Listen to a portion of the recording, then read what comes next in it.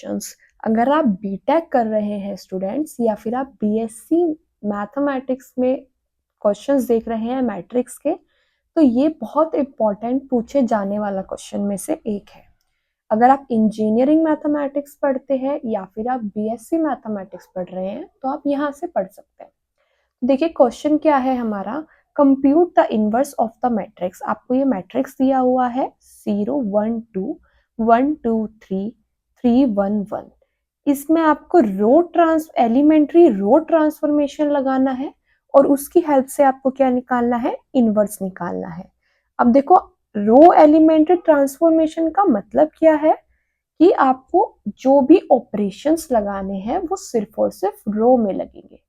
अब देखो स्टूडेंट्स के माइंड में ये क्वेश्चन आता है कि हमें ए इनवर्स निकालने के लिए कौन सा ऑपरेशन लगा, ये हमको कैसे पता पड़ेगा।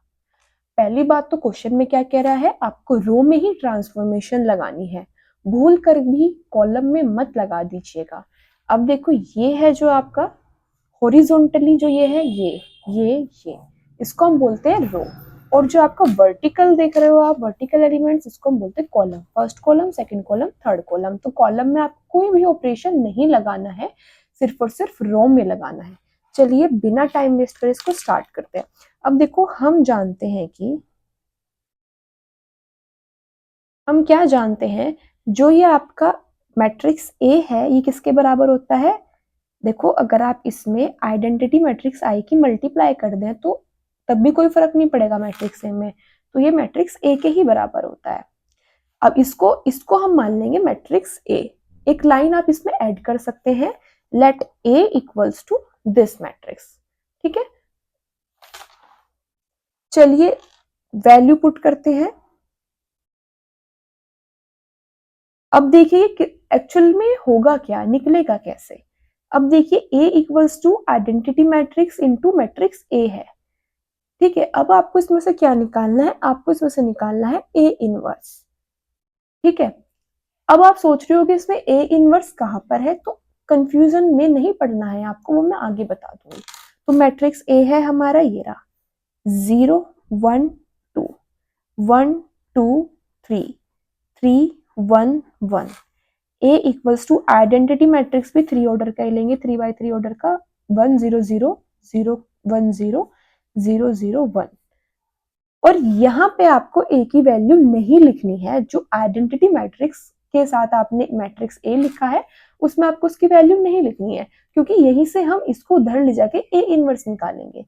कैसे भी कुछ समझ में नहीं आया तो कोई बात नहीं, आप टेंशन मत लो, आगे सब समझ में आएगा, इतना समझ में आना चाहिए, है ना, इंटू A। अब देखो हमारा काम क्या है, हमारा काम क्या है, हमको क्या करना है इस क्वेश्चन में, जो ये वाला मैट्रिक्स है इसको आपको बनाना है आइडेंटिटी मैट्रिक्स। रो में ऑपरेशंस लगाने हैं और इसको बनाना है आइडेंटिटी मैट्रिक्स। तो ये 0 है आपके पास, ये क्या होना चाहिए, ये 1 होना चाहिए। ठीक है, तो ये 1 कैसे पड़ेगा, ये देखो जो आपकी ये फर्स्ट रो है इसको हम लिखते हैं R1, इस रो को नाम देते हैं हम R2, इस रो को नाम देंगे हम R3, है ना, first row, second row, third row. Column का जिक्र इसमें इसलिए नहीं करा क्योंकि इसमें कॉलम ट्रांसफॉर्मेशन आपने नहीं लगानी है।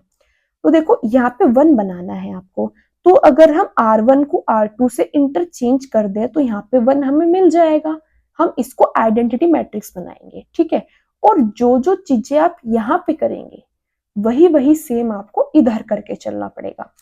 तो अब हम कौन सा ऑपरेशन लगाएंगे, इसमें R1 को इंटरचेंज करते हैं R2 के साथ, कर दीजिए।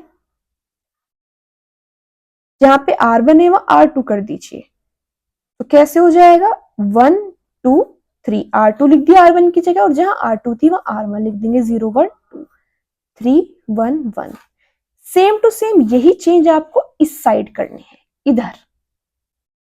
ठीक है, इसको भी चेंज कर दीजिए, यहां आपको आइडेंटिटी मैट्रिक्स बनाना है, इनवर्स यहां से निकलेगा। ठीक है, यहां से भी चेंज कर दीजिए, R2 आपकी ये थी, R1 ये रही, R2 ये रही, यहाँ पे R3 ये रही। देखो एग्जाम में आपको R1 R2 R3 काट के नहीं लिखना है, कभी आप लिखाएं, ये सिर्फ समझाने के लिए। R2 का R1 से चेंज करेंगे, 0 1 0 1 0 0 0 0 1। अब नेक्स्ट स्टेप हमारा क्या है, हमको क्या करना है नेक्स्ट स्टेप में, जीरो बनानी है 1 के नीचे, है ना। यहाँ तो 3 है, इसको जीरो बनाएंगे हम। जीरो कैसे बनाएंगे, अगर हम, ये कौन सी रो है आपकी, थर्ड रो है, अगर हम थर्ड रो में से क्या कर दे, फर्स्ट रो में 3 से मल्टीप्लाई करके माइनस कर दे, है ना, तो ये जीरो बन जाएगी। तो R3 में हमने क्या ऑपरेशन लगाना है, अब हमें R3 में यहाँ जीरो बनाना है, सॉरी यहाँ तो 1 बन गया, यहाँ जीरो, अब हमें यहाँ फिर जीरो बनानी है। तो R3 में हम क्या करेंगे, R3 में से माइनस कर देंगे किसको, 3 इंटू R1 को, कर दीजिए। R1 as it is, R2 as it is, और R3 में क्या करोगे, माइनस कर दोगे रो वाले में 3 से मल्टीप्लाई करके, तो 1 इंटू 3 3 होते, 3 माइनस 3 0, 2 इंटू 3 6 होते हैं, 1 माइनस 6 माइनस के 5, ठीक है। R1 माइनस 3 इंटू 3, क्योंकि R1 के एलिमेंट में हम 3 से मल्टीप्लाई कर रहे हैं, तो 3 3 जा 9, तो 1 माइनस 9 माइनस के 8 बचेगा, 0 1 0 1 0 0 0। हाँ, अब यही सेम चीजें यहाँ करनी है। अब देखो R1 में अगर 3 में 0 से मल्टीप्लाई करोगे तो 0 ही मिलेगा, और 0 माइनस 0 0 होता है, इसमें 3 की मल्टीप्लाई कर दी 3, ठीक है 3, और R3 माइनस 3 R1 है ना, तो R3 में तो 0 है, माइनस 3 इंटू R1 का एलिमेंट 1, तो माइनस के 3 मिलेगा यहाँ पे। ये क्या है आपके पास 1, तो 1 माइनस 0 इंटू 3, 3 0 0 होता है, तो 1 माइनस 0 हो जाएगा, तो खाली 1 बचेगा यहाँ पे ए, ठीक है। अब ये तो, इस कॉलम ने तो पूरी आइडेंटिटी मैट्रिक्स की फॉर्म ले ली। अब अपना नेक्स्ट टास्क क्या है, यहाँ पे 1 होना चाहिए, यहाँ पे 1 है, इसको और इसको अपन 0 बनाएगा, इसको और इसको हम 0 बनाएंगे, ठीक है।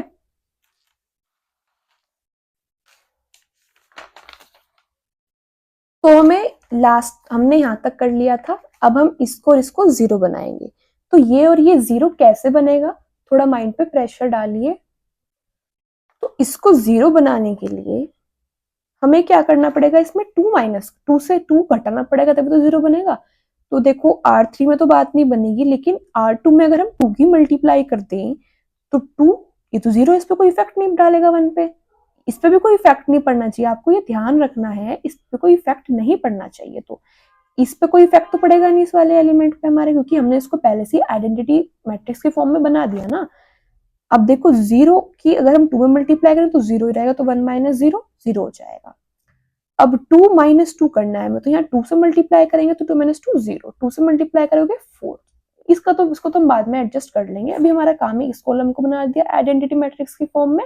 अब हमारा दूसरा काम क्या है कि इस कॉलम को बना देंगे। तो अब हमें लेकिन ये याद रखना है आपको कि जो ट्रांसफॉर्मेशन आप लगाओगे वो सिर्फ रो में लगनी चाहिए, क्योंकि क्वेश्चन यही बोलता है ना। तो R2 में आप क्या करेंगे, नहीं R1 को बनाएंगे ना, R1 में करते हैं हम चेंज, R1 में चेंज करेंगे, है ना, सीरियल वाइज चलते हैं। तो R1 माइनस 2R2 कर देते हैं। R2 ये रही, 2 से मल्टीप्लाई करोगे तो 1 2 2 0 जा 0, 1 माइनस 0 1 बचा, 2 1 जा 2, 2 माइनस 2 0, 2 2 जा 4, 3 माइनस 4 कितने बचे, माइनस के 1। अब ये हमने सिर्फ R1 में लगाई थी, तो R2 और R3 as it is, 0 1 2 0 minus 5 minus के 8। अब ये आपको यहाँ पे साथ के साथ करते चलना है, क्योंकि इनवर्स यहीं से मिलेगा, ये तो आइडेंटिटी मैट्रिक्स हो जाएगा अपना। R1 में क्या करोगे, R1 माइनस 2R2, तो 0 माइनस 2 1 जा 2 माइनस के 2, 1 माइनस 2 0 जा 0, तो 1 ही रहेगा, 0 माइनस 2 0 जा 0, तो 0 तो 0, 1 0 0 0 माइनस 3 1। ठीक है, यहां तक तो एकदम क्लियर है। अब हमारा नेक्स्ट स्टेप क्या है, हमें इसको 0 बनाना है, -5 की जगह हमें क्या लाना है, 0 लाना है। तो -5 की जगह 0 कैसे आएगा,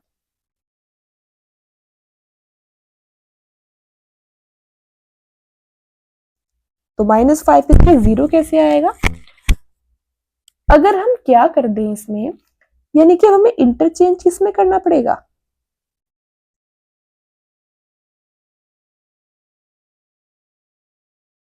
यानी कि अब हमें एलिमेंट्री ट्रांसफॉर्मेशन लगानी है इस थर्ड रो में।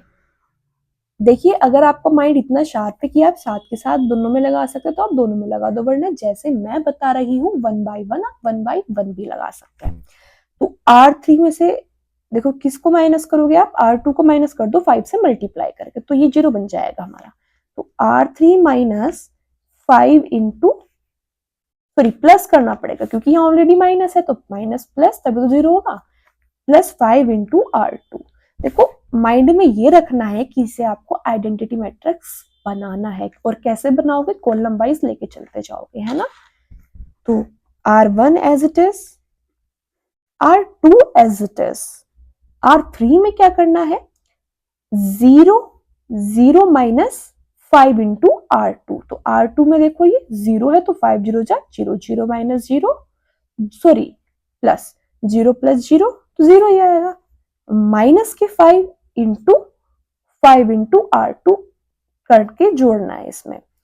तो R3 है माइनस के 5 प्लस 5 इंटू 1, 5 बन जा 5, तो माइनस के 5 और प्लस के 5 0, माइनस के 8 प्लस 5 2 जा 10, माइनस के 8 और प्लस के 10 आएगा 2।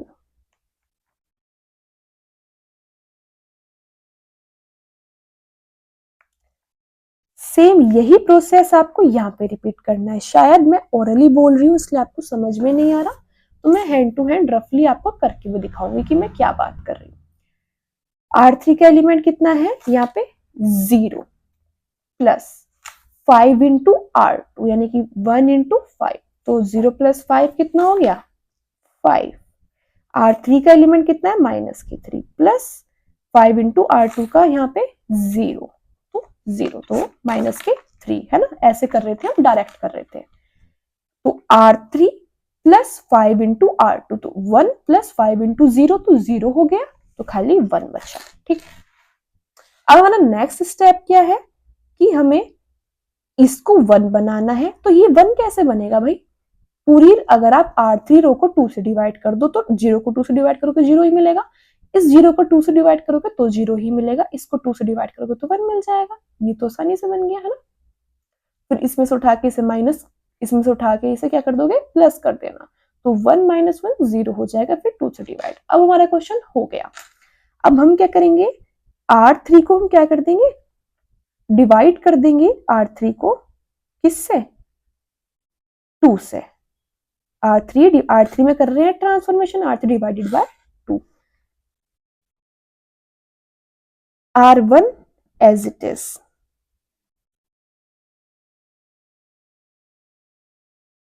नहीं देखो पहले एक काम कर देते हैं, इसको 2 से डिवाइड करने से पहले एक और काम कर देते हैं। वैसे तो ये बाद में भी हो जाता काम, बाद में हमें फिर इसमें 2 से मल्टीप्लाई करके करना पड़ता। अब हम यहां से देख रहे हैं हमें यहाँ पे भी तो 0 बनाना है ना।